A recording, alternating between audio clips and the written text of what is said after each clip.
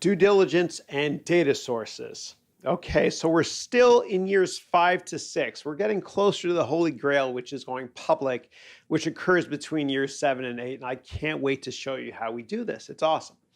Okay, great. So let's move on. Great financial analysts form their own opinions. Others have hidden agendas, okay? But most financial analysts are wrong. And there's so many examples of this. If you look at Barron's, which is probably one of the more relevant financial publications, they're consistently wrong. And quite often when you watch media, talk shows or investment shows, you almost want to do the opposite because they represent groupthink or what everybody is doing. And you want to be contrarian, buy low, sell high. You want to do what no one else is doing usually, okay? And the same thing goes for the qualitative aspect of business where you want to think different. Remember, we talked about that earlier in the course. And so Barron's has walked people off the cliff so many times. I remember years ago, and here's an image, they said Facebook is only worth $15 per share. Another great example is they talked about Tesla, falling over a cliff. And of course, the stock spiked since then. So great analysts, and in today's class, by the way, you're a financial analyst. Great analysts don't let the following influence them. They don't let the media get to them, right? They form their own opinions. They don't let people that sound very confident or speak gooder than them or than me get inside their head. They also don't they question things that politicians tell them as well. I love this graphic. I'm not a political person at all, but I thought this was quite funny. So just remember, in finance and in business in general, confidence does not equal competence. It's really important for me to stress that.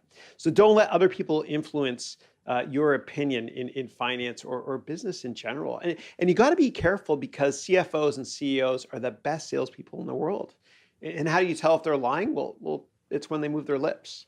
I'm just kidding, of course. I just want you to be able to kind of filter the news from the noise. I want you to question financial data always and just form your own opinions. Don't let other people form opinions for you. It's really, really important. I remember early in my career, I worked briefly at a hedge fund called Kingdon Capital. And Mark Kingdon, who's the founder of the firm, really nice guy. He's a great guy. He came up to me and he said, "Chris, I really like this company, Computer Associates. What do you think about it?" And I said, "Yeah, I love it too. It's a great investment. We should definitely invest in the company." And the investment worked out only because Mark Kingdon, who's brilliant, came up with the idea. But at that age and stage of my career, I didn't have the chutzpah or the foresight to really do my own work. And I've become a better investor over the years as I do my own due diligence. And I don't let anybody influence me, and I don't want anybody to influence you as well. And it doesn't matter how little experience you have. You were born with a lot of common sense, so just use it and don't let other people, get inside your head. So always form your own opinion. And you never want to talk to a management team right away when you're doing due diligence on a company. That's actually the last thing you should do. I know it sounds weird. Why do I say that? Again, sales or CEOs or CFOs are the best salespeople in the world. Talk to them if you have to at the end of your investment process, at the end of your due diligence process, okay? It's important. All right, so let's talk about our foundation toolbox. So we're gonna talk about quantitative stuff today, okay? I want you to look for trends in the data, always, okay? Every single chart tells a story, okay? One data point doesn't make a trend. Remember, learn to enjoy reading financials like a good book, as dorky as that sounds. It can be a lot more fun if you do it this way, okay? So we're gonna look at Oracle, okay? Oracle is this incredibly successful software company. They were one of the early pioneers with a database, which is basically where you store data. But I want you to kind of look at some charts and question the data. And we'll come back to Oracle later in this course as well when we do a case study on the company. Okay, so if you look at this company, between 2009 and 2011, it looks like growth was amazing. But the reason growth was amazing, you got to question the data always, is because the years before that you had negative revenue growth because the world was almost ending. We had the financial crisis at that time. And so you look at this and you think, wow, okay, man, I get it. They recovered, right? The world was ending, they recovered. Well, no. The reason revenue growth in this real scenario was very positive in those years is because they bought growth, okay? They bought a lot of companies, okay? They bought Sun Microsystems, which is a hardware company. They bought BEA. They bought Right Now. And before that, they bought a bunch of companies as well, including a company called PeopleSoft and Siebel and Hyperion. And so the organic growth rate for Oracle is actually negative. So there's growth and then there's organic growth. Organic growth is how much your company is growing without buying stuff or buying companies. Their organic growth is not positive. And so let's look at this chart as well. Their price earnings chart, you can see you've got 10-year multiple contraction. The PE in 04, I remember I worked at Citadel at the time, was 20 times earnings. And now it's a lot lower than that. And the reason is because the market caught on the fact that this company's not growing anymore, man. They actually bought a lot of growth. And so you've got 10-year price earnings multiple contraction. Okay, it's going down. Okay, great. So you got negative organic growth for Oracle. The company's done $50 billion in acquisitions since 2004. Okay, so let's talk about more quantitative stuff. You know, every model has got different drivers, different key data points you have to analyze. So with technology companies on the income statement, the driver can sometimes not just be revenue. Revenue can be the number of subscribers they have. Okay, so Facebook, you always want to analyze the number of subs they have. And you know, right now it's $1.4 billion. There's not that much growth left, to be honest. And you look at revenue for other companies. You could also look at bookings. I won't go into too much detail on this, but bookings basically is you can only recognize revenue when you ship the product to the customer and they pay you. Sometimes customers will pay for a whole year or 2 years of stuff, right? And you can't recognize that revenue right away. So it becomes revenue, and then the stuff you can't recognize right now, it doesn't go on the income statement. It's not revenue. It goes on the balance sheet. It's actually kind of like a liability, and it's bookings. And then once you recognize it, it comes off the balance sheet, off the deferred revenue. Enough on that, though. Okay, we look at operating and gross margin trends, and we look for patterns. And we did this earlier on in this course as well. So when we look at balance sheets for technology companies, there's usually not much debt, if at all, especially for a software company, because you're just producing software and selling it on a CD or actually just selling on the open internet, right? There's no factories, right? Not that many, at least. And a lot of companies like Cisco that make hardware products, they don't actually make it. They outsource it. And almost everything that they make is made by somebody else, right? And then you look at a company like a Qualcomm, for example, an amazing company in San Diego. They don't produce anything. They have patents, and they charge people that use their patents now. So technology companies usually have incredible cash balances and very little debt. And we talked about bookings and deferred revenue already. Okay. So when we talk about cash flow statements with technology companies, they're not usually that relevant. And I know that's controversial, and they're not as relevant with most companies in tech, especially software and internet companies, because cash flow is usually the same thing longer term as net income. They converge. So cash flow statements are a little bit less relevant. And we talked about seasonality already. So what about valuation? So as I mentioned before, value investors are not that great at tech investing. And the smart money, this is worth repeating, models 5 years out. So again, before you invest in a tech company, or any company for that matter, ask yourself one basic question. In 5 years, is this company going to be more relevant or less relevant than it is today? Okay. And base your valuation today on earnings or revenue in 5 years from now, not this year or next year. Okay. And that will set you apart from all other investors, because all the other lemming investors will follow each other off a cliff and value companies on earnings this year or next year. Be different. Look out longer term. And this will give you the stomach not to be a tourist and pull a ripcord when one of the companies you're investing in has a bad day. Okay. Don't rent companies. Be an owner of a company. Okay. So what about non-technology company valuations? What about non-tech companies? How do you value them? Well, you use DCF, or discounted cash flow, right?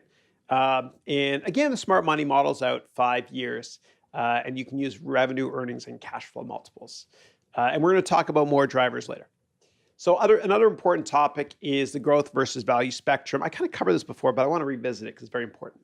Okay, so growth investors, okay, they are on this side of the spectrum. They invest in companies that are growing very quickly and are very expensive this year, but very cheap 5 years from now. Value are the dudes on this side, right, that only buy cheap stocks, right? So they usually don't buy tech stocks. They don't get it. Anyway, that's growth versus value.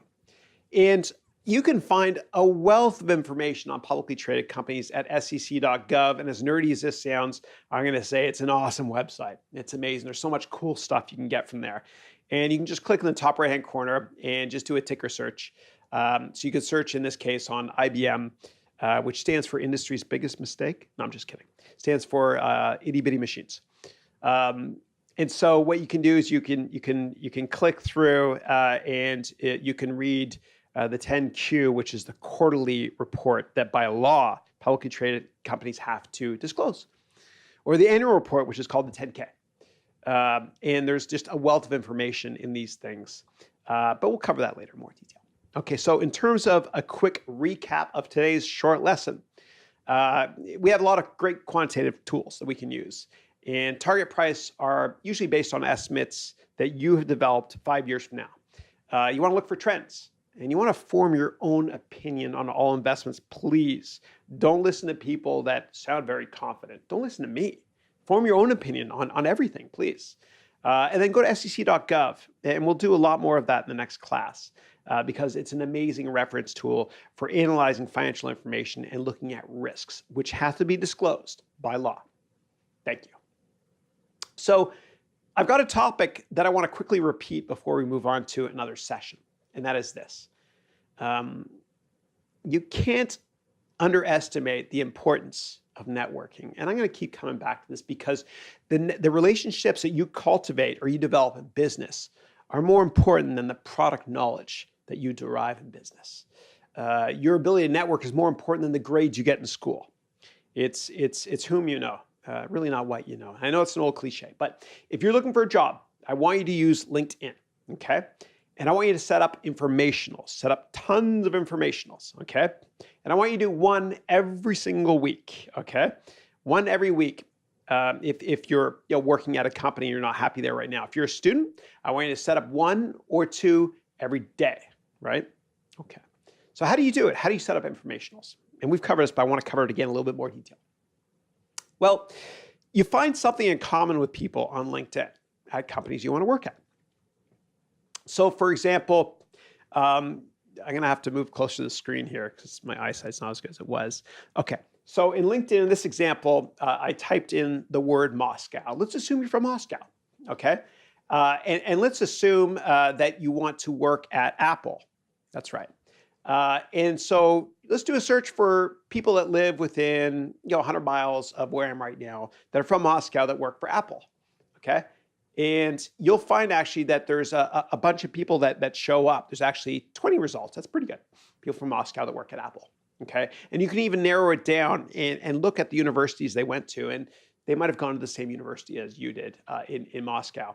And you have to understand that people love helping students, and people love helping people that are from their hometown, that have something in common with them, right? I miss Canada.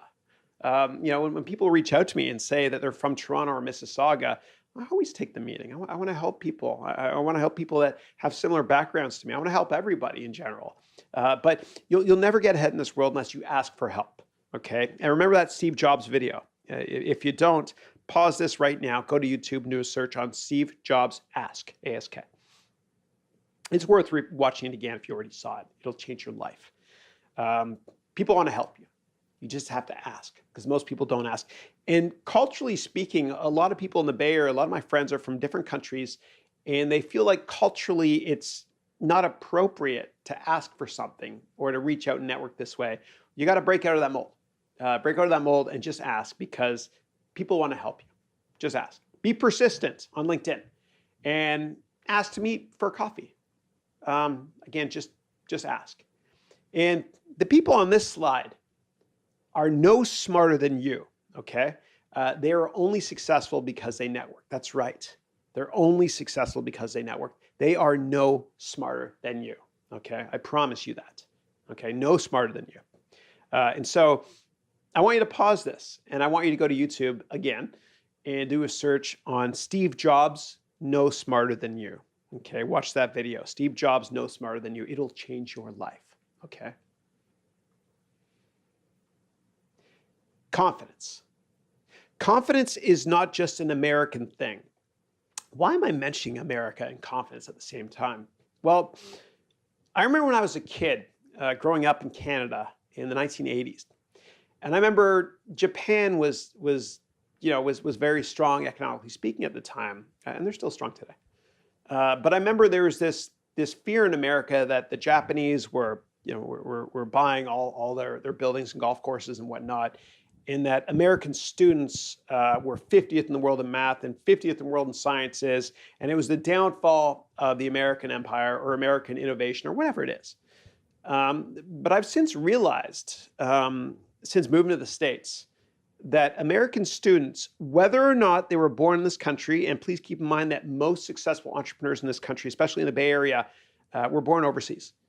American students, whether or not they were born in this country, are number one in the world in the most important economic category, which is confidence.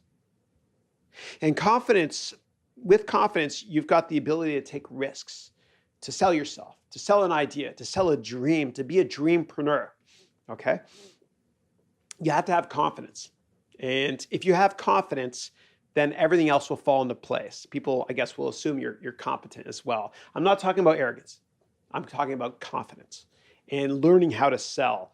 And if you have issues selling, go back please, and watch the presentation portion of this course, or take a video of yourself presenting and send it to me, and I'd be more than happy to offer my very humble feedback.